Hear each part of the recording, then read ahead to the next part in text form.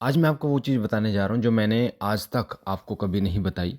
और वो है कि जब बाबा भोलेनाथ के गण मुझे प्राप्त हुए थे और मुझे एहसास होना शुरू हुआ कि कोई शक्ति मेरे साथ है, तो मेरे साथ क्या-क्या ऐसा हुआ था जिससे मुझे ये पता चला कि हाँ, बाबा के गण मेरे साथ हैं। मेरे शरीर में क्या बदलाव हुए, मेरी सोच में क्या बदलाव हुए, मेरे परिवार में क्या बदलाव हुए, ये सब आज की वीडियो में मैं आपको बताऊँगा। तो वीडियो पूरा सुनना, लास्ट तक सुनना, क्योंकि ये मेरा खुद का अनुभव है जब मैंने पूजा शुरू करी थी। अभी तक हमने मेरी भक्ति की सीरीज़ में पार्ट 7 तक डाला है और ये जो बात है अभी तक मैंने नहीं बताई। पर आज की वीडियो में मैं ये बात आपको बताने जा रहा हूँ कि जब बाबा के दूत, बाबा के गण, बाबा भोलेनाथ के गण जब मुझे प्राप्त हुए थे तो मेरे साथ क्या हुआ था आखिर ऐसा।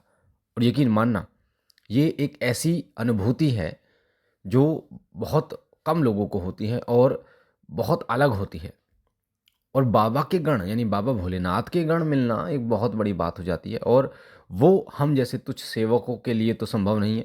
वो बाबा की कृपा से ही संभव हो पाता है। हमारी इतनी औकात नहीं कि हम बाबा की उस लेवल की भक्ति कर सकें कि हम बाबा के चरणों की सेवा को अपने सिर पर धारण कर सकें। पर कहीं न कहीं बाबा अगर चाहें तो अपने सेवक पर असीम प्रीति कर सकते हैं। तो क्या हुआ था कि एक बात तो मैं आपको पहले बता दूँ, बाबा ने 2 कृपा विशेष मेरे ऊपर की हुई थी। और ये कृपा क्या थी, सुन लीजिए ध्यान से। पहले तो कभी भी मुझे फाइनेंशियली कभी भी मुझे परेशानी नहीं हुई। फाइनेंशियली परेशानी का मतलब पता क्या होता है? मैं वो फाइनेंशियली परेशानी की बात नहीं कर रहा कि मतलब बहुत ज़्यादा पैसा आ गया या बहुत ज़्यादा हम घर परिवार बहुत अच्छे सा गाड़ी घोड़ा सब चीज़ें हो गई, वो वाली बात नहीं कर रहा। बात कह रहा हूँ कि मेरे घर में नेगेटिविटी थी, मेरी मम्मी को नेगेटिविटी थी, मेरी वाइफ़ को, मेरी बहनों को। पर जो मेरी इनकम थी वो 12,000 रुपए थी उस टाइम पे। और कभी भी कर्ज भी था और साथ-साथ में पैसा देना भी था अलग-अलग भक्तों के पास हम भटके।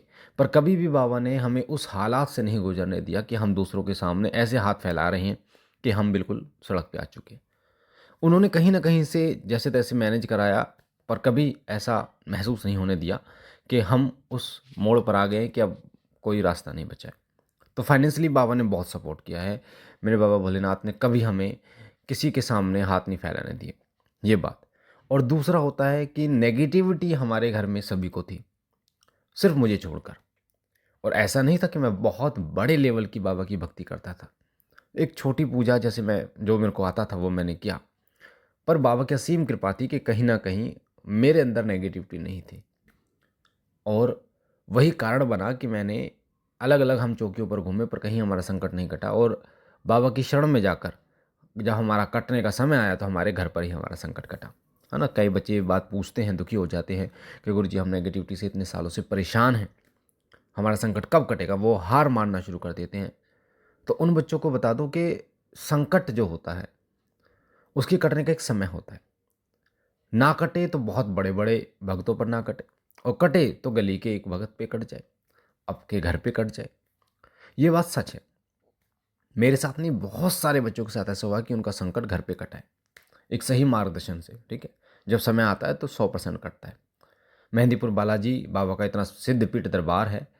मैं बार-बार बाबा बालाजी महाराज के चरणों में कोटि-कोटि प्रणाम करके उनका एग्ज़ाम्पल देता हूँ, आपको उदाहरण देता हूँ कि बाबा के चरणों में तो बड़े से बड़ा संकट कट सकता है।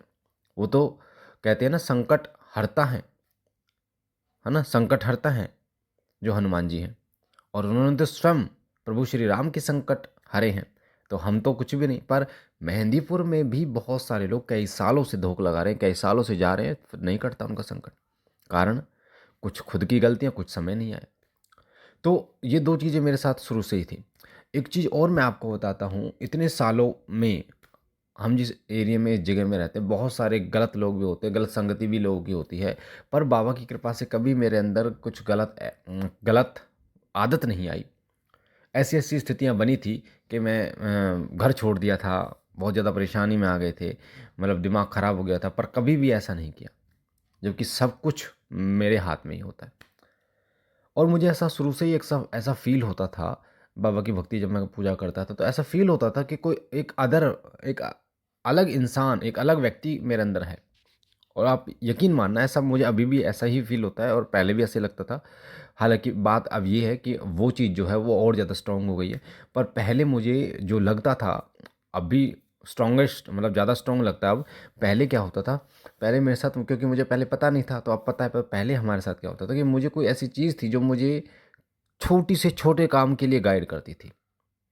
यहाँ तक कि आप यकीन मानिए कि मैं अगर कोई रिंग पहन लेता हूँ, अंगूठी पहन लेता हूँ, तो उसके लिए भी उसका डिसीज़न भी अंदर से आता था कि इसको पहनना है, इसको नहीं पहनना।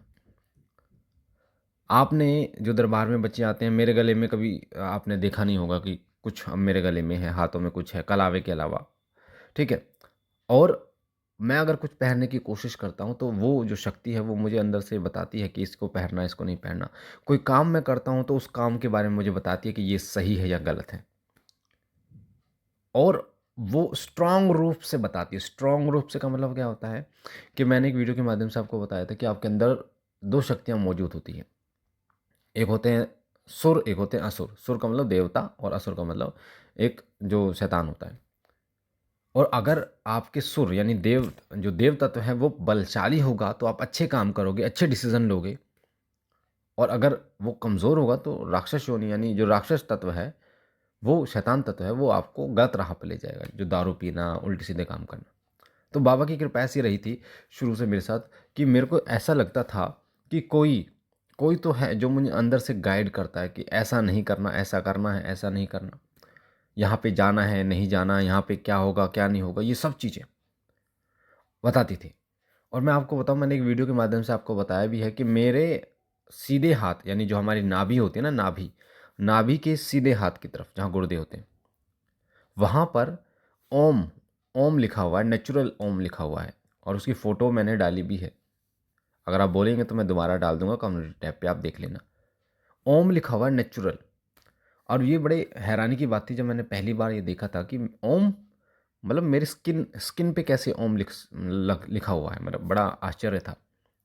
तो ये सब बाबा की कृपा और उनके संकेत होते हैं, जो कई लोगों को ऐसे मिलते हैं कि शरीर पे अलग-अलग जो हिस्से पर जो है अलग-अलग चिन्ह मिलते हैं। तो ऐसा ही एक चिन्ह ओम का, और मैंने बहुत सारे लोगों को दिखाया भी वो, जो लोग दरबार में सेवादार हैं। तो ये चीज़ें मेरे साथ थी, शुरू से ये चीज़ें थी कि बाबा शुरू से ही गाइड करते थे। और कोई शक्ति ज़रूर थी कि जो मुझे गाइड करती थी, जो मुझे बताती थी कि ऐसा करना है, ऐसा नहीं करना है। जैसे हम 2 लोग नहीं होते हैं, तो दूसरा व्यक्ति आपको बताता है तो आप यकीन कर लेते हैं उसी प्रकार से। तो जब बाबा के गण आपको मिलते हैं ना, तो ऐसा आपके साथ होना शुरू हो जाता है। और बहुत स्ट्रॉन्ग तरीके से होता है कि कोई आपके अंदर से आपको आवाज़ दे रहा है, गाइड कर रहा है, और आप गलत काम नहीं कर पाएँगे, चाह कर भी नहीं कर पाएँगे वो काम, जो क्योंकि वो अंदर से आपको करने ही नहीं देगा। और अगर आप करना कोशिश भी करोगे ना, तो आपकी तबीयत ख़राब हो जाएगी, या आप मेंटली इतने डिस्टर्ब हो जाएँगे कि आपको रिलैक्स के लिए यानी शांति के लिए फिर आपको वो काम करना पड़ेगा। तो ये छोटी-सी वीडियो जो मैंने आपको बताया कि मेरे साथ ऐसा रियल में हुआ, और बाबा की कृपा रही कि उन्होंने शुरू से मुझे मार्गदर्शन दिया, उन्हीं की छत्र छाया में उनकी सेवा करने का मौका मिला। और आज बाबा के ही आदेश से दरबार लगाते हैं, बाबा के आदेश से ही लोगों के संकट करते हैं, लोगों की मनोकामनाएँ पूर्ण होती हैं श्री सिद्धपीठ शिव शक्ति धाम में। और बाबा का जो मंदिर है उसका भी निर्माण चल रहा है। बाकी अगर आप बाबा के मंदिर के निर्माण में सहयोग देना चाहते हैं, तो 8130404375 पर मुझे व्हाट्सअप करें, ताकि जो भी हम जानकारी डालें और दरबार में आप आ सको, और साथ साथ में मंदिर का निर्माण जो है वो पूर्ण हो सके। हम मिलते हैं एक नई जानकारी के साथ, तब तक के लिए ओम नमः शिवाय, ओम नमः शिवाय, ओम नमः शिवाय।